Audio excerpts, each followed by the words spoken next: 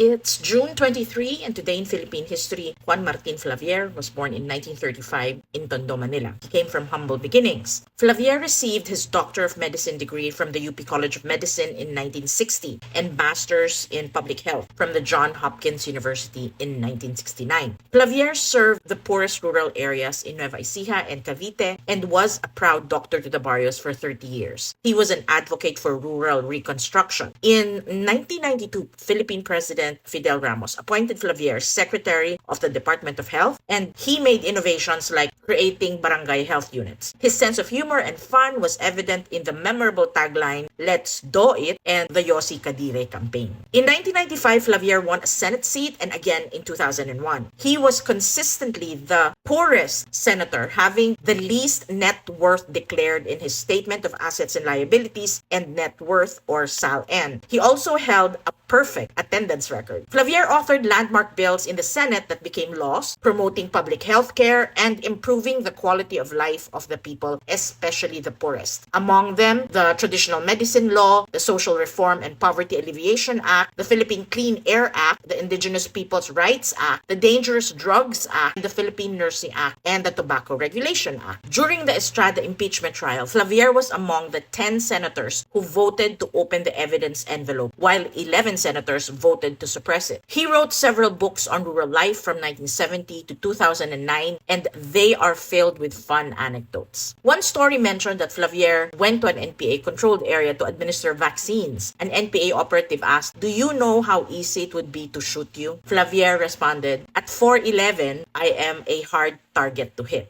He had a lot of doctor/dad jokes. He said some of his speeches were on the sperm of the moment, and he hoped for a standing ovulation. He was so popular that many wanted him to run for president or vice president in 2010, but he was satisfied with his service. He retired from politics and lived a quiet life. He married his wife, Alma Aguila, in 1961, and they had at least 4 children. Robbie Alampay is his son-in-law. Flavier died in 2014 at the age of 79. Why was he so beloved? He was charming, he was witty, he was a great communicator. But according to Flavier himself, he wrote that people were drawn to him because of his empathy. His work being a rural doctor, balancing modern medicine and traditional practices, was rooted in humility and in the ability to walk in the shoes of others. Juan Flavier is one of my favorite human beings. Nakakamiss yung galing at bait niya. O, diba? Meow meow.